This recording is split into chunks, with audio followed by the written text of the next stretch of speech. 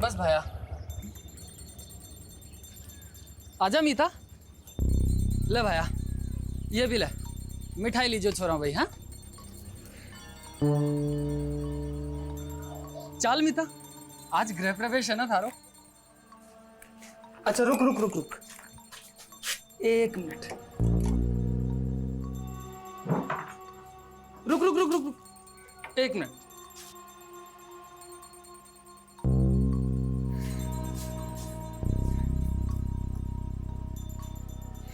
चल आजा।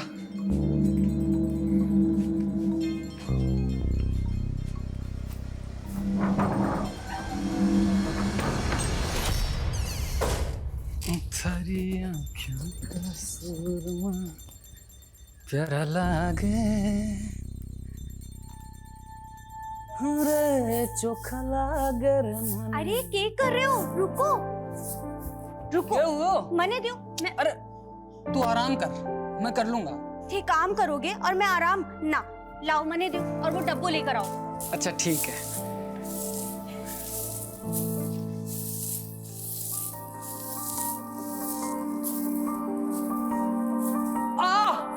कहीं हुई हो? लग गई।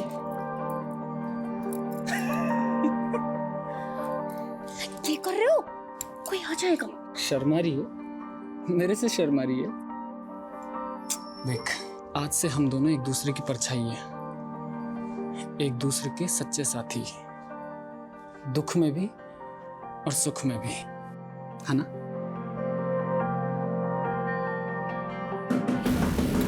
कोई आ गया। कौन है? हमारे को मालूम है आप लोग नाराज हो हमारे से, पर इसमें हमारी कोई गलती नहीं है। मैंने तो बस प्रीति की मदद की सरपंच जी के छोरे अंकुर के साथ भागने में। वे दोनों ब्याह करना चाहते थे एक दूसरे से। अरे झूठ मत बोल सुबोध, तू मेरी छोरी को बेला फुसला के ले गया था और जब उसे तेरी नियत का पता चला ना तो वापस आ गई। नहीं नहीं, ये सही नहीं है। आप चाहो तो प्रीति को बुला के पूछ लो। तू पंचों के सामने मेरी छोरी को बेइज्जत करना चाहे? नहीं आएगी वो यहाँ। सरपंच जी एक बार अंकुर को बुला के तो पूछ लो ना, सब साफ साफ हो जाएगा। ये क्या कर रहे हो? तो सुनो, तेरे छोरे को बदनाम करता है। मारो इसे। नहीं नहीं नहीं, हमारी बात तो सुनो। मारो इसको। मारो इसको।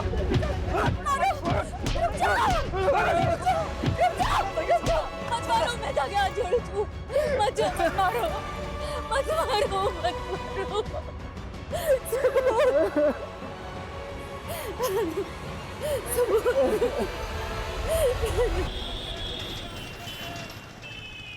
रेनू, तुम्हारी भाग्य रेखा देखी मैंने, पक्का कोई लॉटरी लगने वाली है।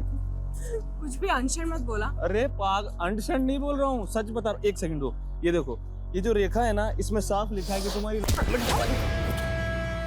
वे बहुत तेज चल रहा है। हीरो समझते अपने आप को? कौन है भाई आप? और तुझे कौन है? क्या कर रहे हो ये? क्यों? शादी मुझसे कर रही है, मजे इसके साथ कर रही है।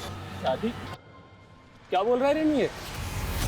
चंदू, शादी मंगेतर है मेरी। अगर इसके आसपास भी दिखा ना तो तोड़ दूंगा। चल भाग जा, भाग जा। चल घर ड्रॉप कर देता हूँ। चल ऑटो। इसमें रोने की क्या बात है रेनू? सही तो कहा आकाश ने, तेरा होने वाला पति है वो।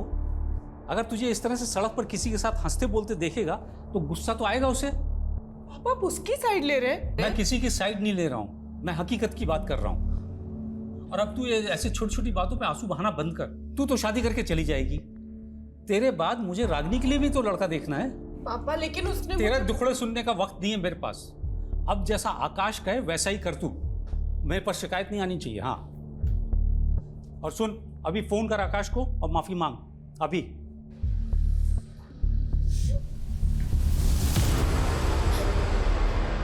अरे बस ठीक हूँ मैं। अपनी हालत तो देखो, कितनी बुरी तरह मारा है उन लोगों ने।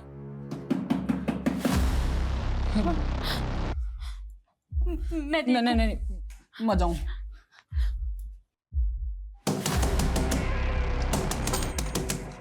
सुबोध, क्या हो गया? अरे भाग यहाँ से। अरे क्यों?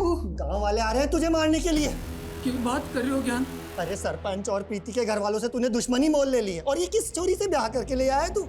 क्या सोचा था गांव वाले तेरा स्वागत करेंगे? तारे को तो सब कुछ मालूम है ज्ञान। पूरा गांव जानता है प्रीति और अंकुर की प्रेम लीला के बारे में।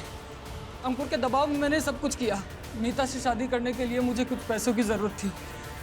वो पैसे मांगे मैंने अंकुर से और उसके बदले में ये काम किया। तो अरे ये सब कुछ उन लोगों को कौन समझाएगा? उनके सर पर तो खून सवार है। प्रीति के घर वाले और सरपंच ने मिलकर तुम दोनों को मारने का मंसूबा बनाया है। लेके भाग जा इस चोरी को। भाई जिंदा ना बच पाओगे तुम लोग, जिंदा ना बच पाओगे भाई। नहीं नीता, तू फिक्र मत कर, कुछ नहीं होने दूंगा तारे को। पापा बात तो सुनिए मेरी, कुछ तो खा लीजिए आप। नहीं, मैं नहीं खाऊंगा। पहले तो आकाश को फोन करके माफी मांग। ठीक है पापा, मैं आकाश से माफी मांगने को तैयार हूँ। क्यों दीदी? आप क्यों आकाश से माफी मांगोगी? माफी तो उसे आपसे मांगनी चाहिए। शादी से पहले ही पापा वो दीदी पर इतने हुक्म चला रहा है, तानी शादी के बाद तो क्या करेगा? मैं तो आपसे कह रही हूँ, आप ये रिश्ता तोड़ दो। क्या अड़चन पक रही है? रिश्ता ना हुआ, पेड़ पे लगा हुआ फल हो गया। जब जी चाहा तोड़ दिया। अरे ऐसे रिश्ते बार बार नहीं मिलते। इंजीनियर है आकाश, लाख रुपए की उसकी तनख्वाह है। होगी, लेकिन पापा जिस घर में दीदी खुश ही नहीं रहेंगी वहां उस पैसे का क्या काम? चुप कर तू अभी छोटी है, तुझे समझ नहीं है। मैं जो कुछ भी कर रहा हूँ इसके भले के लिए कर रहा हूँ, और तू उल्टा सीधा मत डाल इसके दिमाग में। लेकिन पापा, दीदी आप परेशान मत हो, मैं हूं ना, मैं कुछ करती हूँ।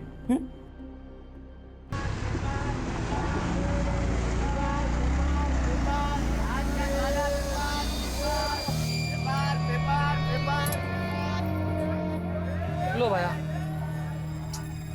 क्या देख रही है? गांव से बहुत दूर है हम, कोई नहीं आएगा। चल एक काम कर, तू यहाँ बैठ, मैं टिकट लेकर आता हूँ। हाँ ये फोन में पैसे भी भरवा लाना। ठीक है, तू बैठ, मैं आता हूँ। हाँ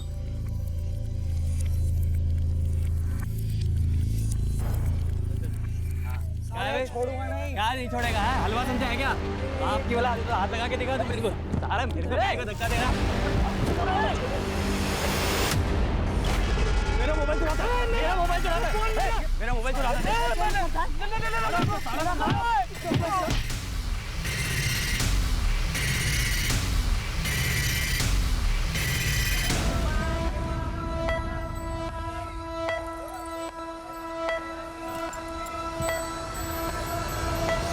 अब मैं चोर नहीं हूँ साहब, वो दोनों गुंडों ने मारे को फंसा दिया साहब। झूठ मत बोल, सबने देखा था तुझे।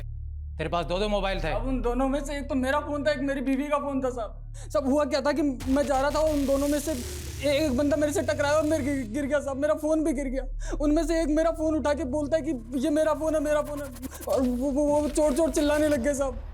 सब मेरी बीवी बस स्टैंड पे मेरा इंतजार कर रही है साहब। बस पुलिस के सामने जो भी आता है ना, दुख भरी कहानी सुनाता है। एक दिन लॉकअप में रहेगा ना तो सब कबूल कर लेगा। बंद करो इसको लॉकअप में। साहब मैं सच कह रहा हूँ साहब, मैं कुछ झूठ नहीं बोल रहा साहब, मैं चोर नहीं हूँ साहब। अभी आप जिसको ढूंढ रही हैं उनको तो मैंने दिल्ली की बस में चढ़ते हुए देखा है। क्या? हाँ आइए आपको दिखाते हैं कौन सी बस में चढ़े। आइए पास में आइए।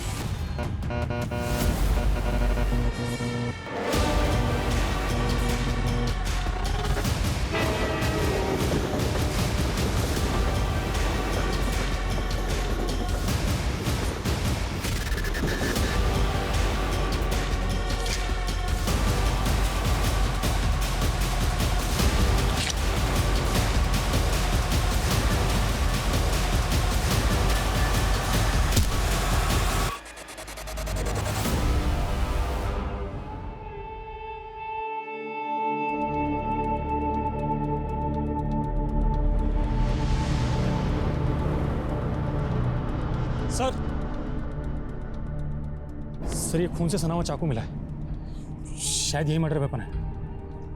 विक्टिम का चेहरा बुरी तरह से बिगाड़ा गया है, शायद इसलिए ताकि शिनाख्त ना हो सके।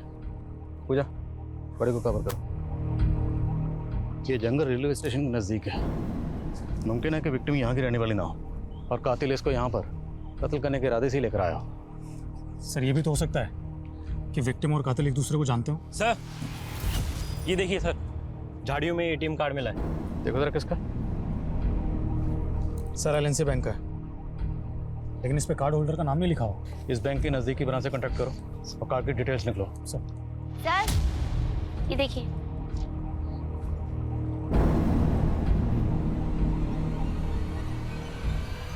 माँ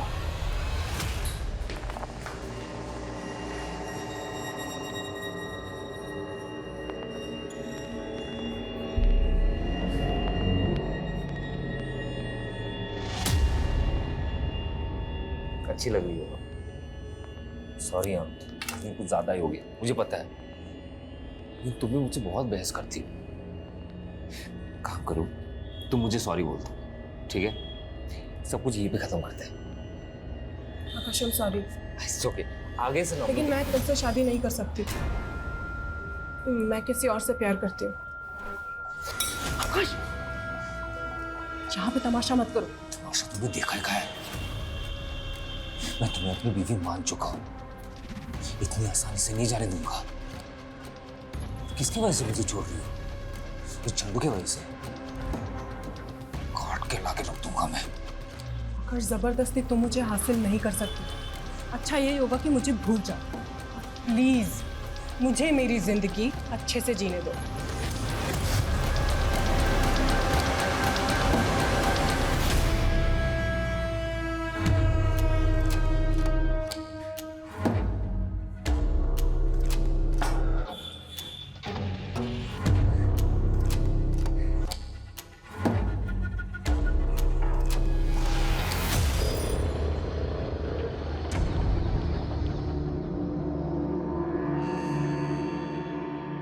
अब आप पूछे इनसे, इनको कितनी बार मैंने कहा कि चोर मैं नहीं, वो लोग हैं, मगर सर इसके पास 2 फोन थे तो कंफ्यूजन हुई।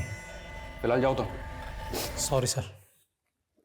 सब हमारी बीवी साहब। तुम शांत हो जाओ, बैठो, बताओ क्या हुआ है?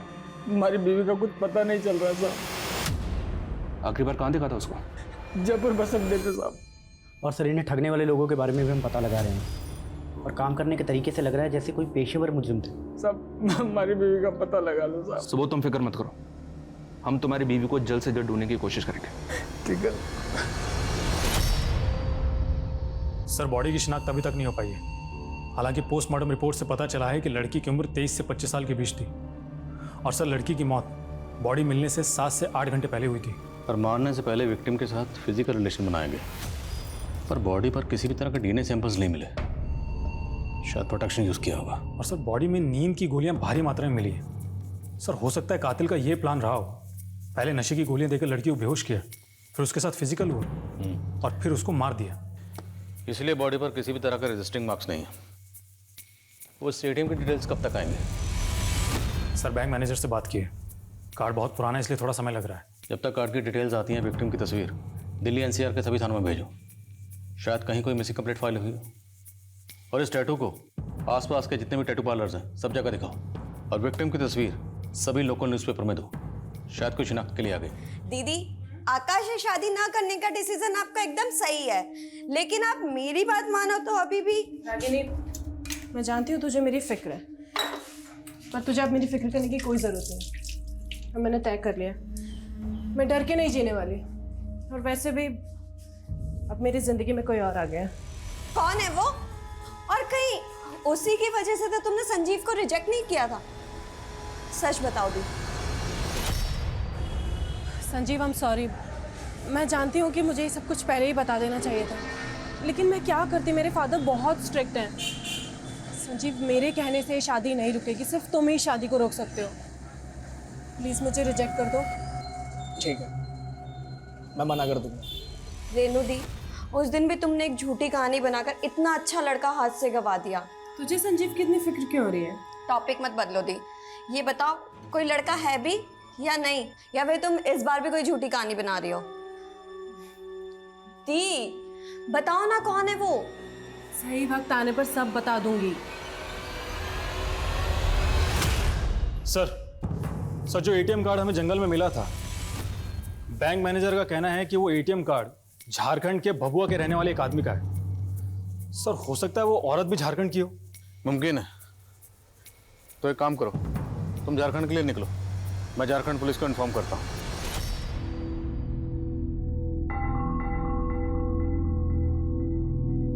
रेणु, कहाँ है तू? इधर आ, बाहर आ। जी पापा, क्या हुआ? क्या है ये? हैं? राजेश कौन है ये? पापा, राजेश मेरे पति का नाम है। क्या? तूने सच में शादी कर ली? कोई शादी वादी नहीं हुआ है अंकल। कह तो रहा हूं आपसे, सर्टिफिकेट नकली है ना? नहीं नहीं पापा, ये सर्टिफिकेट एकदम सच है, मेरी वाकई में शादी हो गई है। क्या क्या है ये? अंकल आप दुखी मत हो, देखो आप शादी की तैयारी करो, मैं हूं ना, इसे तो मैं संभाल लूंगा। तो जैसे गुंडे से कभी शादी नहीं करूंगी। निकल जा मेरे घर से बाहर, निकल जा, बाहर जा। अंकल तेरी शादी आकाश से ही होगी। सॉरी आकाश। अरे अंकल आप माफी क्यों मांग रहे हैं? प्लीज बुरा मत मान। नहीं अंकल आप टेंशन क्यों ले रहे हैं? मैं कह तो रहा हूँ आपसे, मैं संभाल लूंगा सब कुछ। अब शादी की तैयारी की क्या कर रही है रेणु? मुझे मारेगी? मार।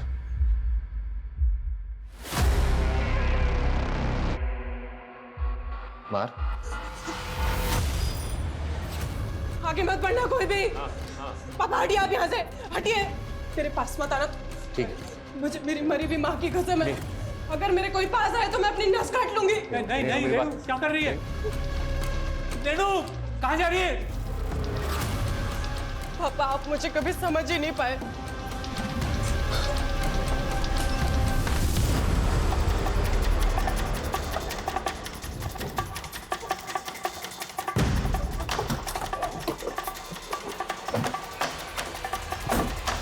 मुजाहिद आपका ही नाम है? जी साहब, हमारा एटीएम कार्ड चोरी हो गया था साहब। हम पंजाब में जेसीबी चलाने का काम करते हैं। अभी 2 हफ्ता पहले जब हम दिल्ली बस अड्डे पे बस का इंतजार कर रहे थे, तभी अचानक एक आदमी आधम था। कौन आदमी? साहब हम बस का राह देख रहे थे, तो आदमी हमसे आकर बोला कि हम भी झारखंड जाने वाले हैं। साहब वो हमसे बतियाने लगा, हमें बाथरूम जाना था, तो वो हमसे कहने लगा कि हम संभाल लेंगे तुम्हारा सामान। हमने भरोसा कर लिया साहब उस पर और लौट गए। जब वहाँ लौट कर वापस आए तो ना तो वो आदमी वहाँ पर था, ना हमारा सामान। और उसी बैग में तुम्हारा एटीएम कार्ड भी था? अरे एटीएम कार्ड का साहब, हमारा पर्स, हमारा मोबाइल, पैसा, कपड़ा लत्ता सब कुछ उसी में था। मुझे तुम्हारा फोन भी चोरी हुआ था ना? जी साहब। उसका IMEI नंबर है तुम्हारे पास?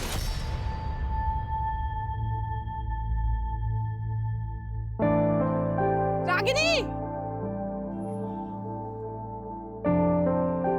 रागिनी रुक, मारी हूँ। रागिनी, अच्छा हुआ तुम मिल गई। रागिनी मैं कल दिल्ली जा रही हूँ।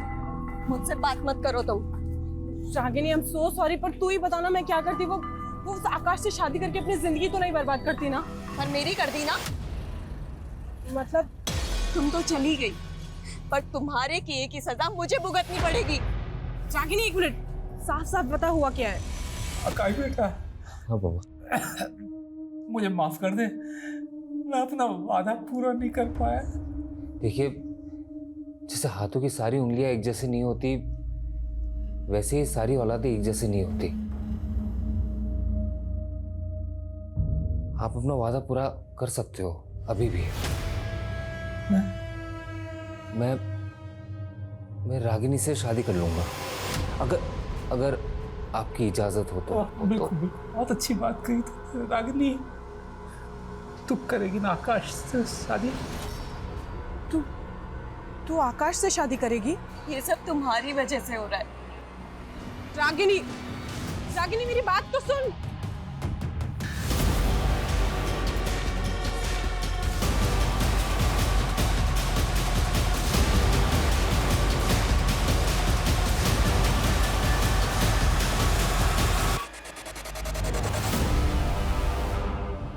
सर मुजाहिद का जो फ़ोन चोरी हुआ था उसको सर्विलेंस पे डाल दिया है। अगर कोई दूसरा सिम एक्टिव हुआ तो पता चल जाएगा। सर विक्टिम की बॉडी का क्या करना है? डॉक्टर का कहना है कि बॉडी तेजी से गल रही है। डॉक्टर से बॉडी का डीएनए प्रिजर्व करने के लिए कहा और उसके बाद अंतिम संस्कार करवा दो। और विक्टिम की तस्वीरें दी थी अखबार में, उसे भी कुछ पता नहीं चला? सर फिलहाल तो नहीं।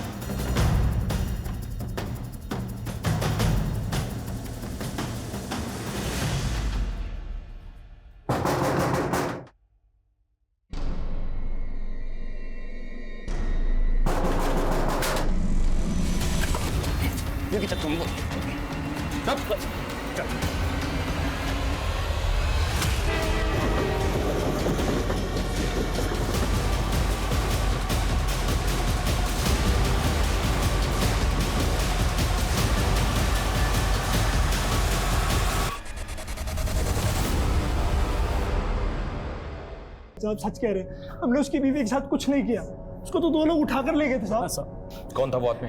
साहब हमें नहीं मालूम वो आदमी कौन था। हम मानते हैं कि हमने उस दिन सुबोध को ठगा था। लेकिन साहब जब हमने सुबोध की बीवी को देखा तो हमारे मन में लालच आ गया और हमने एक और प्लान बनाया। अभी साहब आप जिसको ढूंढ रही हैं उनको तो मैंने दिल्ली की बस में चढ़ते हुए देखा है। क्या कह रहे हैं आप? अरे हाँ वही ना, हल्की पीली शर्ट वाला आदमी ना, वो तो भाभी साहब 12:20 की बस से दिल्ली चला गया। अरे मैंने ही तो टिकट काटा था उसका। ये हाँ सुबोध नाम था ना उनका। हाँ पर ये मारे को अकेला छोड़कर कैसे जा सकते हैं? भाई साहब मारे को अभी दिल्ली जाना है। भाभी साहब आज तो कोई बस है नहीं, कल जरूर मिल जाएगी दिल्ली की बस आपको, कल चले जाना। पर मैंने तो अभी जाना है। आप फिक्र मत करो, आपको दिल्ली जाना है। शाम को यहाँ से टैक्सी जाएगी, वो मेरा दोस्त ही है, छुड़वा देते हैं आपको। वो बोली थी, आसानी से मेरी बातों में भी आ गई। अच्छा दोस्त है। छोड़ो, मैंने कुछ नहीं किया। अरे छोड़ो। वो आदमी कौन था हमें नहीं मालूम। मैंने उसकी गाड़ी का नंबर का फोटो लेने की भी कोशिश करी, लेकिन नंबर साफ नहीं था साहब। साहब मानते हैं कि हमने उस लड़की को बेचने का प्लान बनाया था, लेकिन वो आदमी उसको किडनैप करके ले गया और कहाँ लेके गए साहब हमें नहीं पता साहब। नहीं मालूम साहब, हम सच बोल रहे हैं साहब। लेकिन हमें पता है कि तुम दोनों के मुंह से सच कैसे उगलवाना है। साहब मीता को अगवा किसने और क्यों किया था ये अब तक पता नहीं चला था। अनुज के मुताबिक मीता को अगवा करने वाला शख्स नकाबपोश था, लेकिन क्या अनुज जैसे शातिर अपराधी की बात पर यकीन किया जा सकता है? दूसरी ओर रेनू और रागिनी, इन दोनों बहनों की कहानी से भी पर्दा उठना अभी बाकी है। या चांदनी थैंक यू सो मच। तुम नहीं होती ना अगर, तो ये जॉब मुझे कभी नहीं मिल पाती। कितनी बार थैंक्स बोलेगी? दोस्त भी बोलती है और थैंक्स भी बोलती है। चल मेरा घर आ गया, कल मिलते हैं। Okay bye bye bye.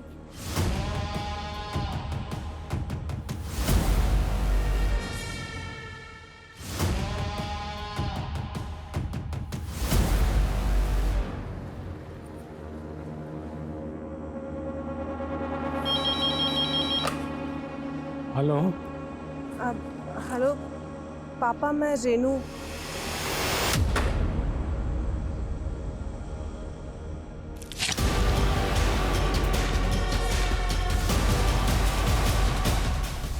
लेकिन साहब हमारी बीवी को कोई किडनैप क्यों करेगा साहब? सुबोध हम भी पहले ऐसे ही सोच रहे थे और इसीलिए उन दोनों के साथ हमने सख्ती भी की, पर वो दोनों अपनी अपनी बात पे अड़े हुए हैं कि उन दोनों ने मीता के साथ कुछ भी नहीं किया। तुम हमें ये सोचकर बताओ, क्या मीता की किसी के साथ कोई दुश्मनी थी, आस पड़ोस में या कहीं और? मीता की तो नहीं साहब, लेकिन हमारी दुश्मनी है सब हमारा गांव में।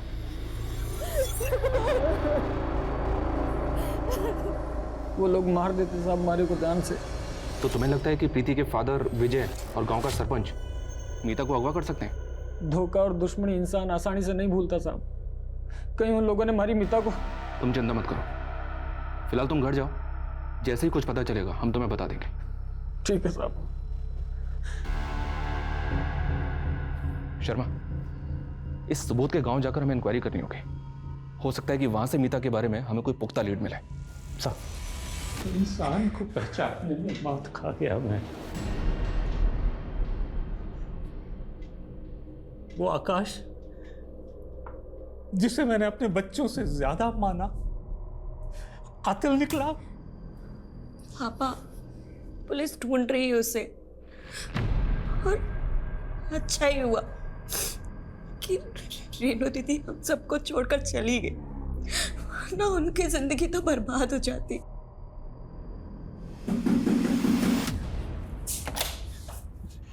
मुझे बचा लो, दरवाजा बंद करो, पुलिस मुझे ढूंढ रही है। रागिनी, दरवाजा बंद करो। निकलो यहाँ से। रागिनी, मैं कह तो रहा हूँ, पुलिस मुझे ढूंढ रही है। आकाश, निकलो यहाँ से। क्या बकवास कर रही हो? तुम मेरी होने वाली बीवी हो। मेरा तुमसे कोई रिश्ता नहीं है, चलो निकलो यहाँ से। निकलो। वो ठीक करिए, तुम्हारा उससे अब कोई रिश्ता नहीं है। तेरा भी पढ़ निकला है क्या? छोड़ो पापा को, आकाश छोड़ो। मैं इस घर से नहीं जाऊंगा। मैं भी देखता हूँ कौन मुझे तो इस घर में नहीं रखता। मैं भी देखता हूँ कौन बाहर जा। यहाँ मत नहीं रह सकता।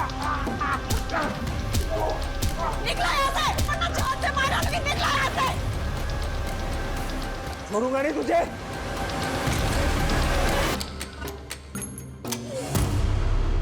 अरे नहीं साहब, हमारी दुश्मनी तो सुबोध से थी। मीता को अगवा करके मेरे को क्या मिलेगा? साहब जरूर किसी ने आपके कान भरे हैं। देखिए, इस उम्र में हड्डियां कमजोर हो जाती हैं, जोड़ने में टाइम लगता है। क्यों बेकार में तोड़वाना चाहते हैं? धमकियां किसी और को देना साहब। सरपंच हूं गांव का, नियम कायदे मैं भी जानता हूं। जब कह रहा हूं मीता को अगवा नहीं किया तो नहीं किया। कोई सबूत है आपके पास? सबूत हो ना तब आना। जयराम जी की। सर मुजाहिद का जो फोन चोरी हुआ था वो जयपुर में एक्टिव हुआ एक नए नंबर के साथ। किसका नंबर है?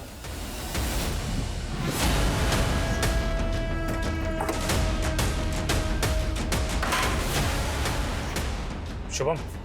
हाँ। अरे लेकिन लेके चलो सर। अरे मैंने किया क्या है? लेकिन मारे को मत मारो साहब जी, मैं सब बता रहा हूँ। आपने मैंने वो फोन एक मोबाइल की दुकान से खरीदा था। वो आदमी सेकंड हैंड फोन बेचता है। वो फोन तुमने कौन सी दुकान से खरीदा था? अरे चल निकल। क्या होगा साहब? अरे बात क्या है? मैं बताता हूँ। साहब मैं मानता हूँ कि मैंने चोरी का फोन बेचा है साहब, लेकिन ये कत्ल वतल से मेरा कोई लेना देना नहीं है साहब। किसको बेचा? अरे साहब, दिन में 10 लोग आते हैं, 10 फोन बेचता हूँ। 10 लोगों के चेहरे याद कर और बता किस किस को बेचा था। तेरी दुकान में सीसीटीवी तो है ना? हाँ, पर वो खराब है साहब। अब अगर तुझे खुद की जान बचानी है तो जिसको फोन बेचा था उसके नाम और चेहरे याद कर।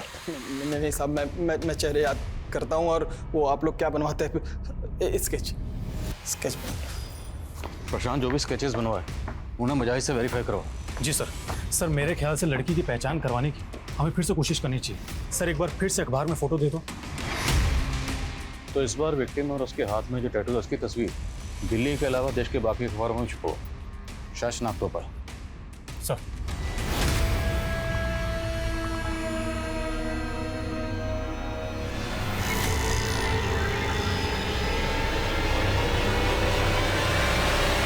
सर प्रशांत के बनाए स्केचेस में से एक स्केच को मुजाहिद ने आइडेंटिफाई कर लिया है।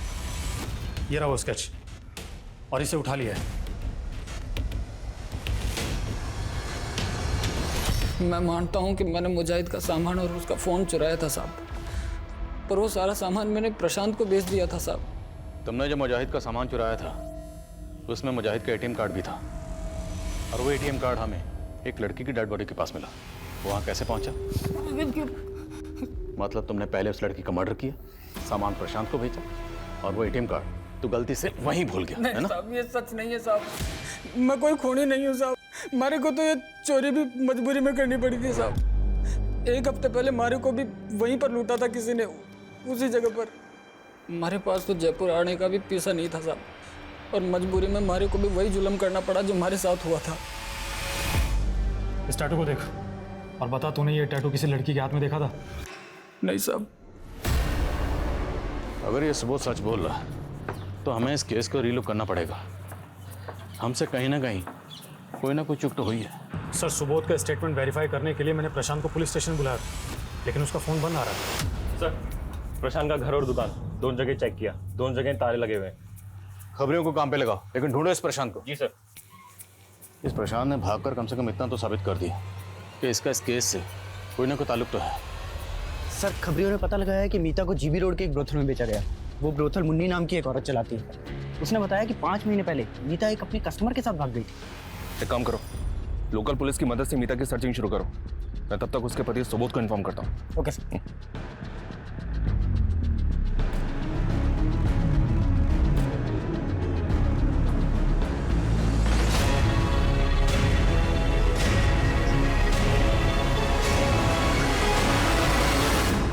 ये मेरी बेटी रागनी ही है। उसके हाथ में ही ऐसा टैटू बना था। वो अपनी बहन रेणु को ढूंढने यहाँ दिल्ली आई थी। मुझे क्या पता था एक बेटी की तलाश में दूसरी बेटी भी खो दूंगा। रागनी का फोन स्विच ऑफ है। क्या आपके पास आपकी बड़ी बेटी रेणु का फोन नंबर है? मुझे उसका पुराना नंबर याद है। नंबर बताइए। सर रेणु का फोन स्विच ऑफ आ रहा है, लेकिन मोबाइल कंपनी से पता चला है कि उसने नंबर लेने के लिए इलेक्ट्रिसिटी बिल सबमिट किया था, जिस पर फरीदाबाद का एड्रेस है। फरीदाबाद? जी सर। सर जब वहाँ पहुँचे तो मालूम चला कि रेणु फरीदाबाद से जयपुर जा चुकी है। और जयपुर में कहाँ रह रही है आजकल? सर ये तो पता नहीं चला है, लेकिन सर रेणु फरीदाबाद के जिस एड्रेस पर रहती थी उसी एरिया में चांदनी नाम की लड़की भी रहती थी, जिसका कुछ दिनों पहले मर्डर हुआ था। और सर ताज्जुब की बात तो ये है कि चांदनी का मर्डर भी वैसे ही हुआ था जैसे रागिनी का मर्डर हुआ था। क्या दोनों विक्टिम्स को मारने से पहले नशे की दवा दी गई? हाँ सर। और सर इतना ही नहीं, दोनों लड़कियों का रेप भी हुआ था और चांदनी की लाश भी रेलवे ट्रैक के पास के जंगलों में मिली थी। अच्छा, ये रागनी और चांदनी क्या दोनों एक दूसरे को जानते थे? नहीं सर, लेकिन चांदनी रागिनी की बहन रेणु की बहुत अच्छी दोस्त थी। रेणु की बहन रागनी का कत्ल ठीक उसी तरह से हुआ जैसे रेणु की फ्रेंड चांदनी का। माजरा क्या? सर कमें। Sir Ragini call records. Sir call records में एक नंबर ऐसा मिला है जिससे रागिनी रेगुलरली टच में थी। किसका नंबर है? सर नंबर तो फेक डॉक्यूमेंट से कर लिया गया है, लेकिन जिस फ़ोन में ये नंबर यूज़ हो रहा था वो डबल सिम स्लॉट वाला फ़ोन है। तो जाहिर सी बात है इस दूसरे सिम के डॉक्यूमेंट्स भी फेक ही होंगे। जी हाँ सर, लेकिन सर इंटरेस्टिंग बात तो ये है कि ये जो दूसरा सिम कार्ड है ये किसी और फ़ोन में एक्टिव था। ये हमारा पहला फ़ोन है जो कि डबल सिम स्लॉट वाला है। ये पहला सिम बंद है और ये जो दूसरा सिम है ये किसी दूसरे मोबाइल में एक्टिव है और ये दूसरा फ़ोन भी डबल सिम स्लॉट वाला है। जब हमने इसके IMI नंबर को ट्रेस किया तो पता चला कि इसमें एक तीसरा सिम यूज़ हो रहा था और ये तीसरा सिम अब किसी और फ़ोन में एक्टिव है। और सर ये सिम जिसके नाम पर रजिस्टर्ड है उसके बारे में पता चल गया है। कौन है वो? हमारी बात को भरोसा करो साहब, वो चोरी का फ़ोन था जो मैंने प्रशांत से खरीदा था। अब उसके पहले किसने इस्तेमाल किया, कब किया, मैंने क्या मालूम साहब। एक बार तुम पर भरोसा करके गलती कर चुके हैं, लेकिन वो गलती दोबारा नहीं दोहराएंगे। मर्डर केस है। जिस लड़की का कत्ल हुआ ना उसकी एक नंबर पर लगातार बात होती थी और जिस नंबर पर बात होती थी और जिस मोबाइल इंस्ट्रूमेंट में वो सिम इस्तेमाल होता था उस मोबाइल इंस्ट्रूमेंट के तार तेरे मोबाइल से जुड़ रहे हैं। इस बार सीधे सीधे पूछो, सीधे सीधे बता दे। अगर नहीं बताएगा ना तो उल्टा लटकाएंगे और इस बार इतना मारेंगे। हाँ तो मारो ना साहब, मारो, लेकिन सच यही है साहब कि किसी खून से मेरा कोई लेना देना नहीं साहब। हमारी तो किस्मत ही खराब है जो ये सारे दुख और ये मुसीबत एक साथ हमारी किस्मत में आ लिखे। और साहब अगर आप बोल रहे हो कि मैं खूनी हूं तो हमारी बीवी मीता को खूनी कौन है साहब? मतलब आप साहब बोल क्या कहना चाहता? साहब मेरी बीवी मीता का खून हो गया था साहब, और मैंने जयपुर थाने में रिपोर्ट भी लिखवाई है। आप चाहो तो पता कर लो। तो बहुत बुरी खबर है तुम्हारे लिए। तुम्हारी बीवी मीता को दिल्ली में एक कोठे पर बेचा गया था। हम उसे ढूंढ ही रहे थे कि हमें उसकी ये फोटो मिली। पानीपत में उसकी लाश मिली हमें। किसी ने उसका गला दबा के मार दिया था उसे। सर मुझे नहीं लगता सुबोध खूनी हो सकता है। मैंने पता किया है, इसकी वाइफ का मर्डर हुआ था और ये बात सच है। हालांकि चांसेस कम है पर फिर भी क्वेश्चनिंग करते रहो। प्रशांत के बारे में कुछ पता चला? सर तलाश जारी है। ढूंढो उसे। सर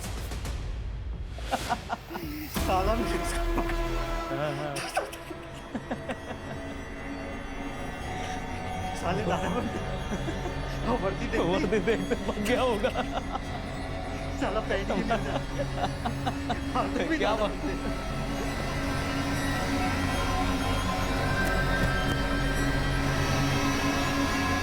भाई 2 मिनट जोर से लगी। सुब्राम जल्दी आओ। खुद को मारने की कोशिश की इसने। एम्बुलेंस बुलाओ जल्दी।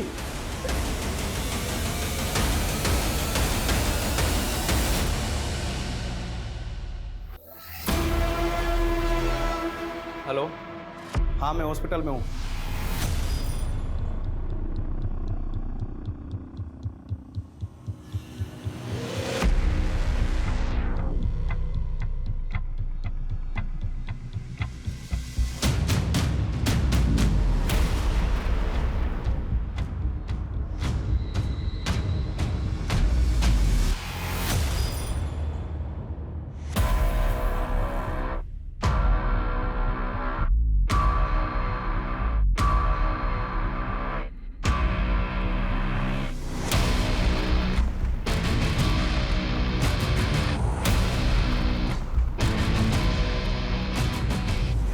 पुलिस की नजरों में अब भी प्रशांत और सुबोध दोनों संदिग्ध थे। ने सुबोध की फोटो कई रीजनल अखबारों में छपवाई। कई हफ्तों तक यह सिलसिला चलता रहा। अंततः पुलिस के हाथ कुछ ऐसा लगा जिसने इस केस का सबसे बड़ा खुलासा किया। एक ऐसा सच सामने आया जिसने सबको अचंभित कर दिया। सर इस सुबोध को तो हम निर्दोष समझ रहे थे, ये तो बड़ा ही शातिर निकला। अखबार में हमारे द्वारा सर्कुलेट की गई फोटो को देखकर कई पुलिस स्टेशन से फोन आए। सर बंगाल पुलिस ने तो इसे वांटेड घोषित किया है। दुर्गापुर में एक मर्डर किया था इसने। इतना समझ में नहीं आई, सुबोध का नाम डेटाबेस में कैसे नहीं मिला? क्योंकि सर ये हर जगह फेक नेम से क्राइम करता है। बंगाल पुलिस में बादल नाम से केस रजिस्टर्ड है, बिहार में विनोद और एमपी में रघुराम। सर बंगाल केस में सुबोध ने एक फेक आइडेंटिटी क्रिएट की थी। अंजना नाम की एक लड़की को जंगल में ले जाकर नशे की दवाइयाँ दी, उसके साथ रेप किया और उसका मर्डर कर दिया। एक आई विटनेस की वजह से पकड़ा गया और 2 महीने तक जुडिशियल कस्टडी में था। सर जेल के इंचार्ज से मेरी बात हुई। उसका कहना है कि सुबोध जेल में चार्ल्स शोबरा जैसे सीरियल किलर्स की किताबें पढ़ता था और दूसरे कैदियों को भी सीरियल किलर्स की कहानी सुनाता था। Serial killer? इस सुबोध की दिमागी हालत मुझे कुछ ठीक नहीं लग रही। सर जेलर को भी यही लगता था, तो उन्होंने साइकेट्रिस्ट को कंसल्ट किया और साइकेट्रिस्ट का कहना था कि सुबोध सेक्स एडिक्ट है और उसके लिए वो मर्डर भी कर सकता है। अच्छा इसकी जमानत तो हुई नहीं होगी, फिर ये छूटा कैसे? सर सुबोध ने वही तरीका वहाँ अपनाया जो उसने यहाँ अपनाया था। सुसाइड का नाटक करके अस्पताल में भर्ती होकर चकमा देकर भाग गया। अच्छा सुबोध ने बंगाल के अलावा और कहाँ मर्डर किए? सर सुबोध ने कुल 11 मर्डर किए हैं अलग अलग नाम से, और सब में विक्टिम औरतें थीं। गुजरात, मध्य प्रदेश, पंजाब, हरियाणा में भी मर्डर किए सुबोध ने। तो मतलब अगला मर्डर ये दिल्ली में नहीं कहीं और करेगा। ये कहीं ना कहीं तो अगले शिकार की तलाश में होगा। वर्मा इससे पहले ये किसी और मासूम को अपना शिकार बनाए, ये सुबोध मुझे सलाखों के पीछे चाहिए। सर हेलो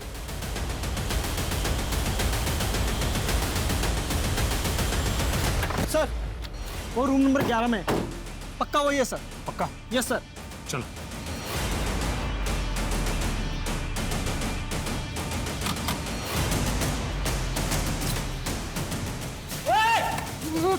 सुबोध बहुत घुमा लिया तूने हमें, अब पुलिस स्टेशन चलने का समय आ गया। लेके चलो इसे। खूब दौड़ाया ना आप लोगों को, लेकिन अब और परेशान नहीं करूंगा। बता दूंगा सब कुछ। हमारी मीता, जिसको उन कमीनों ने धंधे पर बैठा दिया था, आपको तो पता ही चला होगा ना? पता है हमें।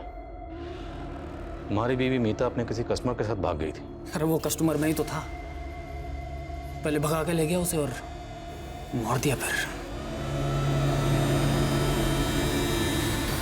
क्यों मारा मीता को? मैली हो गई थी ना साहब।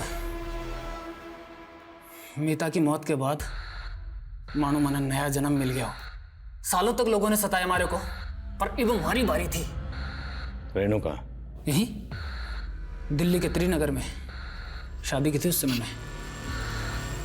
और रेणु की बहन रागिनी, उसे क्यों मारा? रेणु के साथ उसे मार्केट में देखा था मैंने। रागिनी बड़ी पसंद आई थी मैंने, लेकिन रागिनी से पहले रेणु की सहेली चांदनी से मिला मैं। उसके खूब मजे लिए मैंने, फिर मार दिया उसे।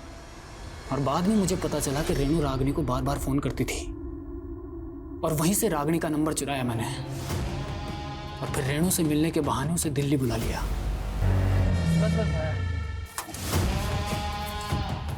यहाँ पर किस लिए? यहीं से जाना पड़ेगा, वो पूरा घूम के जाएंगे तो टाइम लग जाएगा ना।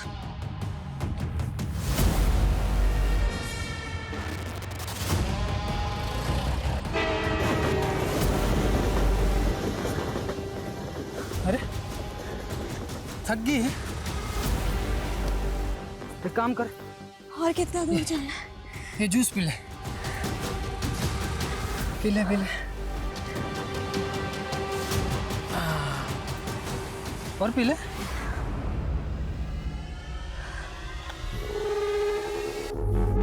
चलो।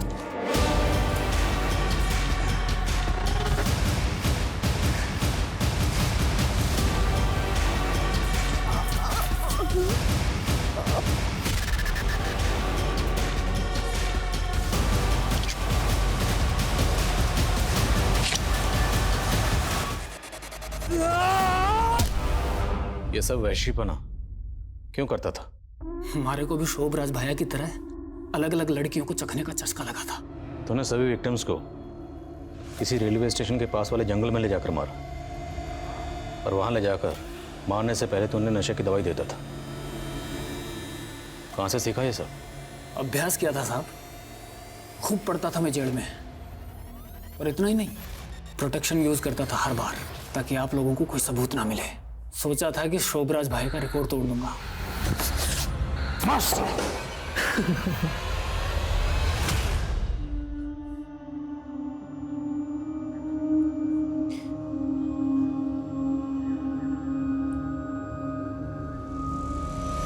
सुबोध ने अपने स्टेटमेंट में जो खुलासे किए थे वो काफी चौंका देने वाले थे। सुबोध एक कुख्यात अपराधी के किस्सों और कारनामों से काफी प्रभावित था। उस अपराधी को वो अपना आदर्श, अपना रोल मॉडल मानने लगा था, और उसके जैसा बनने की सनक में वो ठीक उसी अंदाज में अपराध किया करता था। सुनने में कितना विचित्र लगता है ना, लेकिन अफसोस कि ये आज के युग की सच्चाई है। जिस तरह मनोरंजन के नाम पर खबरों को सनसनीखेज बनाकर हमारे सामने पेश किया जाता है, ये भी इसकी एक वजह है।